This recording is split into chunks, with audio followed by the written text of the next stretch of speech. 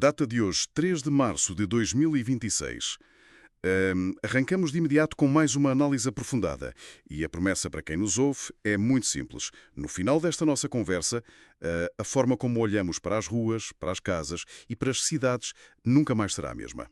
Sem dúvida, é uma mudança de paradigma. O nosso foco de hoje incide sobre um conjunto riquíssimo de notas académicas e materiais de investigação muito recentes, foram datados de ontem, aliás, 2 de março de 2026. Este material foi elaborado pelo investigador Nuno Diniz Cortiços e mergulha numa área que dita literalmente a nossa qualidade de vida diária, que é o conforto ambiental e a eficiência energética.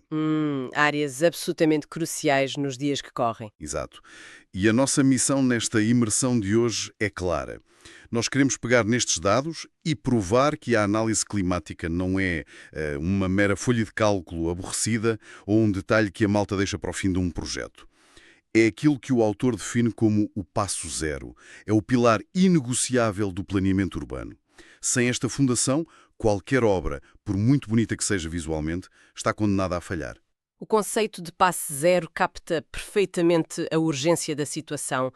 Quando a maioria das pessoas contempla uma praça recém-inaugurada ou um daqueles edifícios supermodernos, a atenção é imediatamente sugada pelas escolhas estéticas. Reparamos logo nos vidros espelhados, nas linhas arrojadas, no tipo de pedra utilizado na fachada. Pois, o lado visual da coisa. Exatamente. Mas a tese central destas notas de investigação obriga-nos a dar um passo atrás. Antes de se traçar o primeiro esboço no estirador, antes sequer de as máquinas começarem a escavar as fundações no terreno, há uma leitura invisível que tem de ser feita obrigatoriamente. Uma leitura do ambiente, certo? Nem mais. É imperativo ler o comportamento do ar, a inclinação do solo ao longo do ano, as rotas do vento e os ciclos da chuva. O ambiente natural é o tabuleiro onde a arquitetura se senta e é o clima que dita as regras do jogo.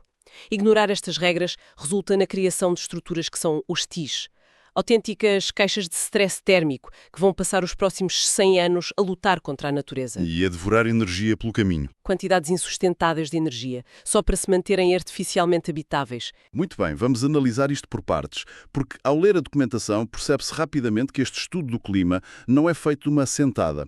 O investigador propõe uma abordagem multiescalar.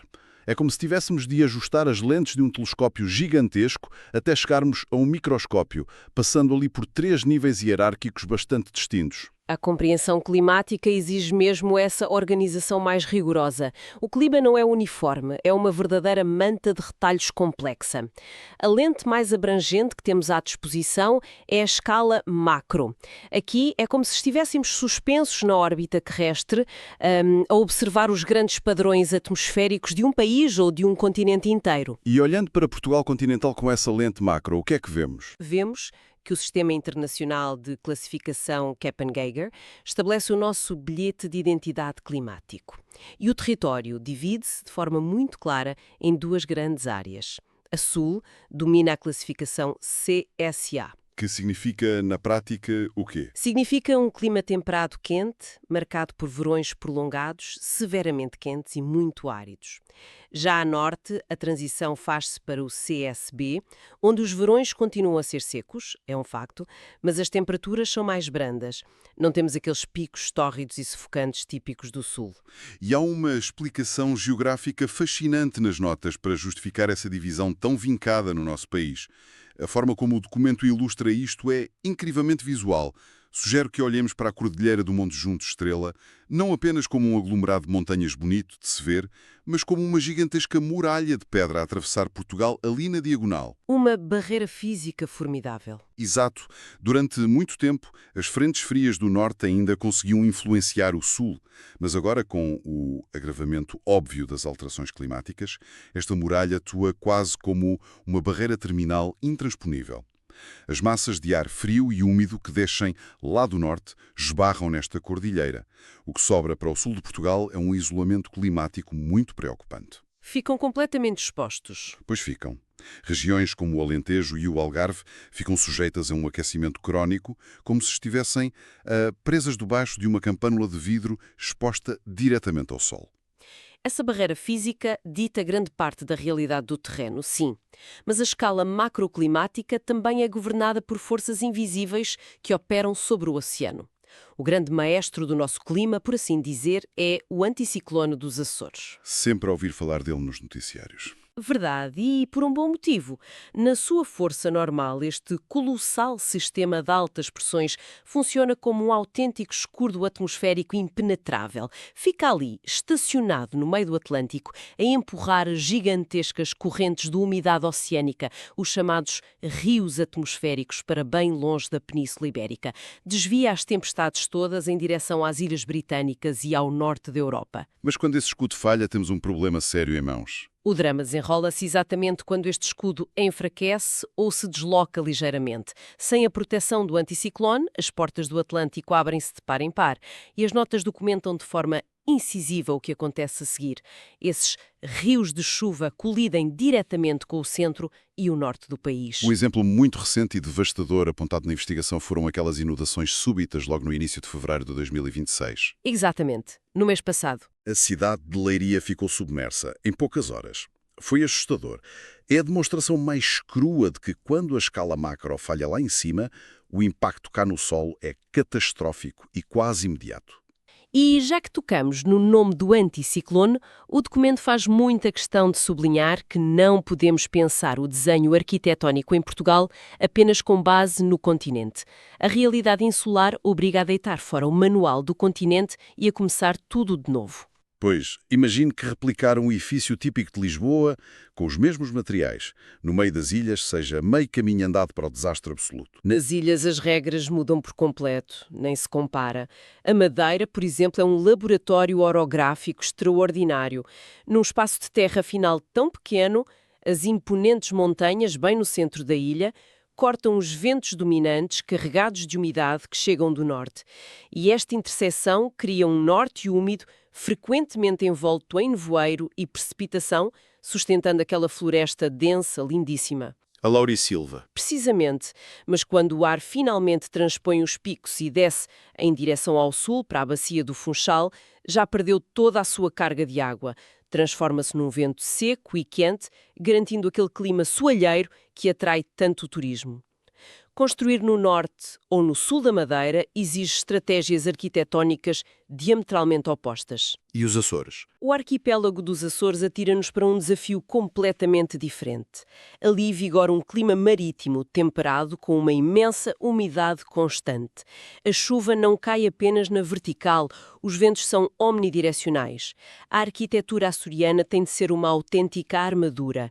Tem de resistir não só à investida constante da água que vem de todos os ângulos possíveis, mas também à degradação muito acelerada provocada pelo salitre transportado pelo vento. Falámos desta grande barreira de montanhas que divide o continente ao meio e da orografia das ilhas, mas a verdade é que o relevo não atua apenas numa escala gigante. Há bolsas territoriais, pequenas anomalias no mapa que criam realidades quase inexplicáveis à primeira vista.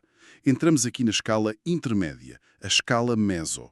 Onde a topografia local baralha as contas do clima geral. Há um exemplo nas notas de cortiços que parece desafiar a lógica toda, que é a região de Santarém.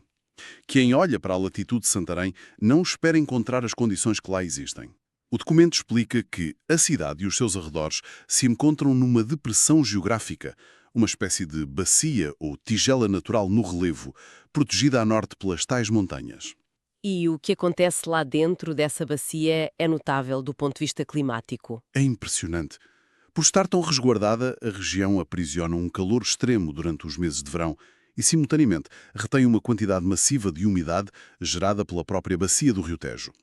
Esta combinação de calor sufocante e ar pesado e úmido cria um microclima de características quase asiáticas. E a agricultura local tira partido disso. Claro, é este acaso geográfico que torna Santarém um dos locais mais perfeitos e produtivos para a indústria do cultivo do arroz. Numa latitude onde teoricamente se esperaria secura e campos esturricados, temos campos inundados a fervilhar sob um solo úmido. O caso da bacia do Tejo ilustra de forma magistral como a topografia consegue subverter as expectativas do macroclima. E é ao descer mais um degrau nesta escadaria que chegamos ao território de eleição do planeamento urbano, a escala micro. onde nós vivemos o nosso dia-a-dia. Exatamente. O microclima abandona as grandes regiões e foca-se nas condições atmosféricas exatas de uma única rua, de um bairro ou daquele lote específico onde se vai erguer um edifício novo. E a grande diferença aqui é que o clima já não é ditado apenas pela montanha distante ou pelo rio, mas pela mão humana. A forma, a altura e a orientação exata do que construímos alteram ativamente o comportamento dos elementos naturais nesse preciso local. É aqui que a coisa fica verdadeiramente interessante, porque os edifícios deixam de ser objetos passivos. Eles moldam de forma ativa o clima da cidade. O investigador traz à tona um caso prático muito conhecido em Lisboa, a Avenida de Roma. Um caso de estudo clássico do nosso urbanismo. Quem passeia por lá num dia mais agitado nota perfeitamente a diferença. A avenida tem um eixo longo e retilíneo perfeitamente alinhado de norte para sul, ladeado por edifícios bastante altos e contínuos de ambos os lados. Esta configuração urbana cria uma verdadeira armadilha aerodinâmica. O vento que desce lá de norte entra na avenida e, não tendo por onde escapar pelas laterais, é violentamente canalizado e acelerado entre as fachadas. A avenida converte-se num gigantesco túnel de vento urbano. É o próprio desenho da cidade a fabricar um clima de rua muito mais agreste do que aquele que se sente, por exemplo, num bairro logo ali na rua ao lado, onde a malha urbana já é mais irregular. O que é fascinante aqui é a interação direta entre a física desses elementos construídos e a nossa própria biologia. As decisões de design que canalizam esse vento ou que bloqueiam o sol vão ditar de forma absoluta o conforto humano de quem lá passa. O vento, por exemplo, não é apenas uma força mecânica que nos despenteia a ouvir o guarda-chuva. Tem um impacto muito mais profundo. Tem um impacto termodinâmico severo no nosso corpo. É o que é descrito pelo conceito do wind chill, a sensação térmica induzida pelo vento. Pensemos nisto. O corpo humano é uma máquina térmica que aquece constantemente uma fina camada de ar que está diretamente em contacto com a nossa pele. É o nosso isolamento invisível, digamos assim. É a nossa bolha de calor protetora. Quando caminhamos num túnel de vento como a Avenida de Roma de que falavas, o ar em movimento rápido varre constantemente essa camada protetora da pele. Arranca, literalmente. Isto força o corpo a gastar muito mais energia para voltar a aquecer a pele. É chamada perda de calor por convecção forçada. Num dia frio de inverno, esta aceleração da perda de calor mergulha a nossa percepção térmica para valores muito inferiores aos que o termómetro marca e aumenta significativamente o risco de hipotermia periférica. O espaço construído transforma a meteorologia numa experiência física intensa e às vezes perigosa. E para gerir essa experiência toda, os arquitetos recorrem a ferramentas que parecem saídas da engenharia mais obscura. A documentação foca-se numa em particular, que tem um nome imponente: o Diagrama Psicrométrico de Givoni. É um nome que assusta qualquer pessoa que não seja da área, confesso. Assusta à primeira vista, sem dúvida, mas a premissa por trás do diagrama, desenvolvido pelo Baruch Givoni nos anos 90, é de uma elegância tremenda. Imagina um livro de receitas de culinária, mas em vez de farinha e ovos, os ingredientes são a temperatura do ar e a umidade relativa. Ok, uma receita climática. O diagrama é um gráfico onde se cruzam estes dois valores climatéricos para revelar uma zona de conforto humana, mesmo no centro da imagem. Quando um arquiteto analisa o terreno e percebe que o clima local atira os valores para fora dessa zona de conforto, digamos, dias constantes de 35 graus com apenas 20% de umidade, ele consulta o diagrama. E o gráfico aponta as estratégias passivas exatas para resolver o problema, sem recorrer à eletricidade. Então ele diz-nos o que construir? Diz-nos como construir. Para essa combinação de muito calor e pouca umidade, a receita ideal apontada pelo diagrama é aumentar a massa térmica das paredes com pedra grossa para absorver o calor do meio-dia e introduzir arrefecimento evaporativo através de espelhos de água nos pátios interiores. É um mapa que guia o planeamento no sentido de aproveitar a natureza para curar os excessos da própria natureza. E essa cura é absolutamente vital, porque se ignorarmos estas receitas, criamos autênticos monstros térmicos. E quando multiplicamos edifícios mal pensados por dezenas de quarteirões seguidos, geramos um dos problemas mais discutidos atualmente em urbanismo, que é o efeito de ilha de calor. A forma como impermeabilizamos quilómetros de solo com alcatrão afeta não só a temperatura de cada casa, mas a termodinâmica da cidade inteira. O efeito de ilha de calor urbana, ou UHI na literatura técnica internacional, transforma os centros das nossas cidades em baterias gigantes de armazenamento térmico. Para compreender a física deste fenómeno, basta pensarmos nos materiais que usamos de forma quase indiscriminada. O asfalto escuro das estradas, os passeios cimentados, as grandes fachadas de betão exposto. Tudo isto funciona como uma gigantesca esponja térmica. A reter o calor do dia inteiro. Durante 12 a 14 horas de luz solar intensa no pico do verão, estes materiais absorvem uma quantidade abismal de radiação. Eles armazenam esse calor nas suas estruturas densas em vez de o refletirem para a atmosfera. O grande problema agrava-se quando o sol se põe. O ar limpo da periferia rural arrefece rapidamente, mas no centro da cidade, o asfalto e o betão começam a libertar lentamente, por radiação, toda aquela energia que acumularam durante a tarde. É por esta exata razão que, à meia-noite, no pino de agosto, quem caminha pelo centro de uma metrópole continua a sentir aquele bafo quente e sufocante a subir do solo. É o calor da tarde a ser libertado. Mantém as chamadas noites tropicais e impede o descanso fisiológico da população urbana, que não consegue arrefecer. E a exaustão vai-se acumulando ao longo dos dias. E a grande ironia disto tudo é que nós olhamos para as ilhas de calor como um problema muito moderno. Um filho do século XXI e do muito betão. No entanto, o planeamento que procura atenuar estes problemas tem raízes muito mais antigas do que pensamos. As notas mencionam a Baixa Pombalina logo a seguir ao grande terremoto de 1755. Eu sempre assumi, sinceramente, ao caminhar por aquelas rumas impecavelmente paralelas, que aquela grelha geométrica monumental fosse uma escolha puramente logística ou uma afirmação estética de uma época muito virada para a razão e para a ordem iluminista. Mas a documentação sugere que havia um propósito ambiental cirúrgico ali, não havia?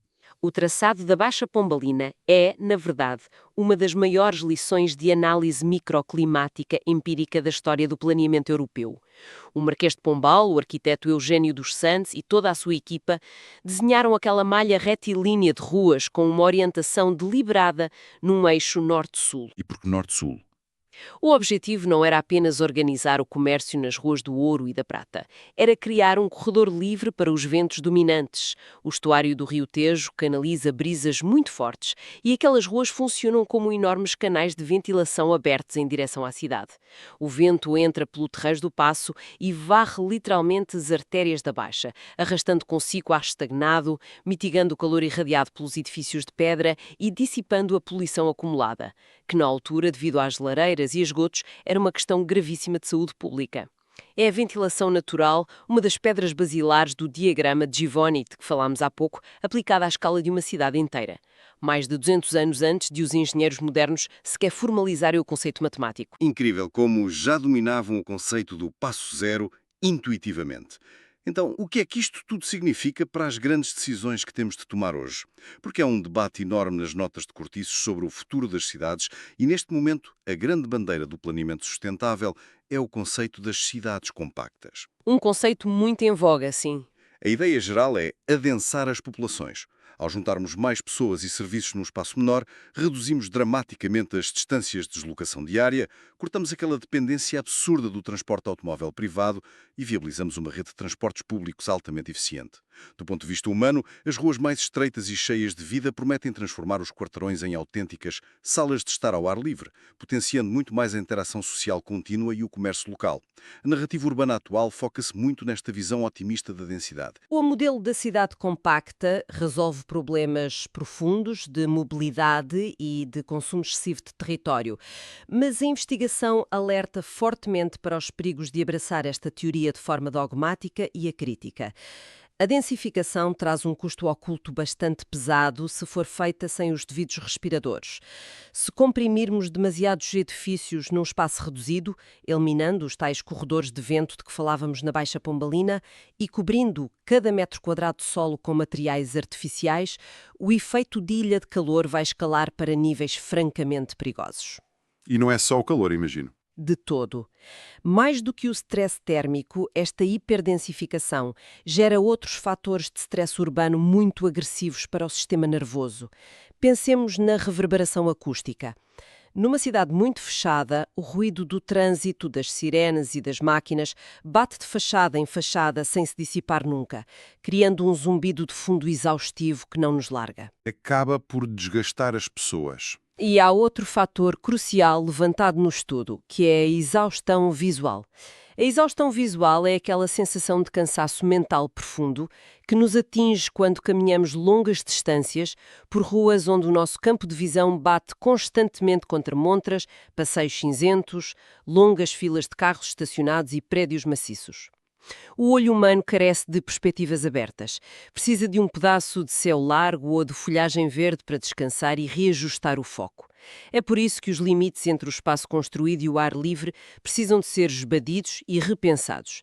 E é absolutamente imperativo que a infraestrutura verde deixe de ser vista como aquele arranjo floral de fim de obra para enfeitar.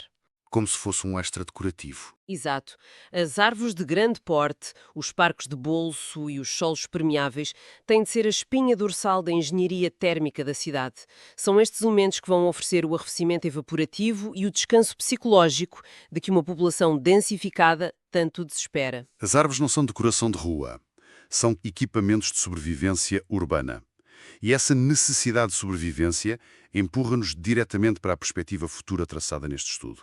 Porque desenhar cidades agora implica planear para cenários climáticos que, de acordo com o documento, vão ser tudo menos amenos nos próximos anos. Se ligarmos isto ao panorama geral da evolução climática europeia e global, os modelos de previsão exigem uma mudança radical de atitude na arquitetura civil. Os cenários que a investigação referencia não deixam qualquer margem para dúvidas. O futuro a curto e médio prazo trará alterações muito severas aos padrões sazonais a que estávamos todos habituados. As projeções indicam que enfrentaremos verões brutalmente mais quentes, muito mais precoces, mais longos e com secas prolongadas. E os invernos? No extremo oposto, o inverno vai encurtar a sua duração geral, mas aumentará exponencialmente na sua agressividade. Vai concentrar a chuva em episódios de precipitação torrencial que levarão as nossas infraestruturas de escoamento ao limite absoluto do colapso.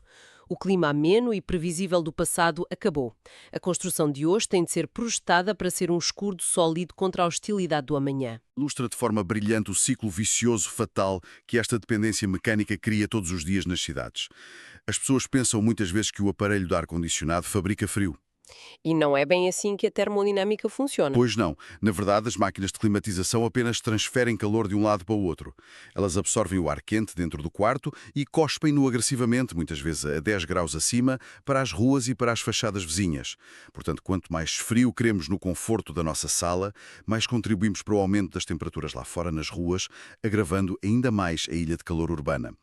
E quanto mais quente fica a rua lá fora, mais o vizinho do lado precisa de ligar o próprio ar-condicionado no máximo. Que, por sua vez, consome eletricidade que exige mais produção de energia global.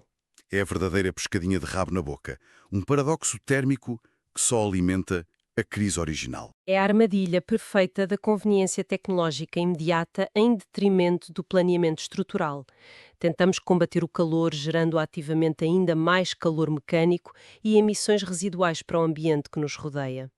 A única rota de fuga deste ciclo de autodestruição urbana é aceitar e respeitar o passo zero. O objetivo máximo do design bioclimático contemporâneo é conceber uma casa ou um bairro que seja de tal forma inteligente na sua resposta à geometria solar, aos ventos e aos materiais, que o uso de uma máquina elétrica para manter a temperatura estável seja a última das exceções e não a regra diária de sobrevivência. Mas, apesar da gravidade das projeções, a análise de Inês Cortiços recusa o catastrofismo paralisante e conclui com uma constatação altamente otimista, fundamentada num privilégio geográfico imenso que nós temos. Portugal não está de mãos a abanar nesta luta de todo. O número que salta aos olhos nesse otimismo final é estonteante. O documento recorda-nos que Portugal beneficia de um sol verdadeiramente incansável, variando entre cerca de 2.300 a mais de 3.200 horas de insolação anual. Esta quantidade massiva de luz e calor a incidir diariamente sobre as nossas cidades e campos não tem de ser um castigo de verão. É um tesouro energético colossal que dita 2 caminhos revolucionários para o futuro do nosso parque edificado. Uma abundância desta magnitude transforma o paradigma energético. O primeiro caminho apontado é direto e altamente tecnológico. É a adoção muito agressiva da captação solar térmica e fotovoltaica nas coberturas e nas próprias fachadas dos edifícios urbanos, transmutando cada telhado, cada prédio, numa mini central elétrica limpa rumo àqueles exigentes alvos de descarbonização total. O segundo caminho é a pura essência da arquitetura bioclimática e da aplicação sábia daquela carta de Givoni de que falamos antes, o design solar passivo. Brincar com a sombra e a luz. Literalmente, através do desenho de ensombramentos muito precisos, palas calibradas ao milímetro e do correto dimensionamento das aberturas envidraçadas, nós conseguimos coreografar a luz. A geometria do edifício é calculada para que os raios solares, que são mais baixos no inverno, consigam penetrar profundamente na casa. Batem numa parede interior de pedra, por exemplo, e libertam um calor vital durante a noite, dispensando o aquecedor elétrico. Mas quando chega o pico do verão, a mesma janela, graças à pala meticulosamente calculada no teto, bloqueia esse sol alto e inclemente de julho, mantendo o interior permanentemente na sombra e fresco, dispensando o ar-condicionado.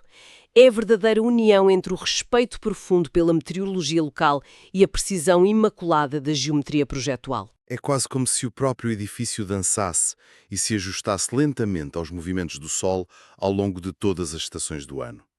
Chegamos assim ao fim da análise destes documentos fascinantes. E creio que ficou muito claro o porquê de começarmos tudo isto a falar do passo zero. Esta análise climática rigorosa é a fronteira. É o que separa o edifício arrogante, aquele que se impõe no terreno como um bloco de betão inerte e cego, sugando os recursos do planeta para lutar incessantemente contra os elementos, de um edifício resiliente. Um edifício que respira de forma inteligente e que encontra um equilíbrio simbiótico com a sua envolvente natural. E os princípios são absolutamente universais, funcionam em qualquer lado. É isso mesmo.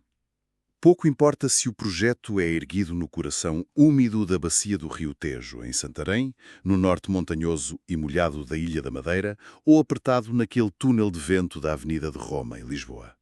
A natureza é o tabuleiro. O nosso apelo para quem está a ouvir e a acompanhar esta viagem connosco é simples. Da próxima vez que sair de casa para dar um passeio ou para ir trabalhar, repare bem no vento a canalizar-se pelas esquinas dos prédios. Sinta como os passeios de cimento libertam calor ao final do dia, nas solas dos sapatos. Observe o tamanho das janelas nas fachadas e a largura dos passeios. Avalie o passo zero da sua rua por si. Olhe para a cidade com os seus próprios olhos. A dissecação destas dinâmicas microclimáticas e das ilhas de calor leva-nos muitas vezes a ponderar sobre consequências que ultrapassam em muito a simples fatura de eletricidade no fim do mês. E isto levanta uma questão importante, uma daquelas reflexões de longuíssimo prazo que poderá ecoar na mente de quem nos ouve. Constatamos nesta conversa que o efeito de ilha de calor urbana está a alterar radicalmente os padrões atmosféricos no exterior das nossas cidades, tornando as ruas hostis. E como resposta imediata, nós selamos os nossos edifícios hermeticamente e recorremos massivamente ao ar-condicionado, estabilizando as temperaturas interiores numa eterna primavera amena. Na prática, criamos enclaves térmicos que estão completamente separados do clima global natural. A grande maioria da população urbana global passa hoje a totalidade das suas vidas trancada a circular entre o microclima perfeito destas bolhas mecanizadas e as ruas de asfalto incandescente. É uma rotina de bolha em bolha. Sim. E se adotarmos uma lente puramente evolutiva, a pensar a muito longo prazo, até que ponto não estaremos nós, sem nos apercebermos sequer, a fabricar as próximas pressões seletivas sobre a nossa própria espécie? Será que o metabolismo e a fisiologia das futuras gerações de seres humanos se irão adaptar à natureza selvagem do macroclima planetário que está em plena mutação? Ou a biologia humana vai focar-se em evoluir de forma exclusiva em resposta a estes casulos de betão e ar artificial em que decidimos confinar o nosso destino diário? Uau! Isso dá mesmo a volta à cabeça de qualquer um. A ideia de que não estamos apenas a desenhar a geometria estática das cidades de amanhã, mas possivelmente a intervir de forma direta no rumo evolutivo do próprio corpo humano ao alterar drasticamente o clima em que ele habita. É algo de peso para quem nos ouve pensar e digerir ao longo desta semana. E assim encerramos a profunda exploração de hoje aos materiais e notas fundamentais de Nuno Diniz Cortiços. Como sempre, o nosso agradecimento enorme a quem procura estar um passo à frente no conhecimento. Mantenham um espírito crítico sempre afiado, continuem a olhar para o mundo construído à vossa volta com o desejo constante de perceber o porquê das coisas funcionarem exatamente como funcionam. Nós voltamos a cruzar-nos na nossa próxima análise. Até lá, que a reflexão seja excelente e tenham todos um ótimo dia.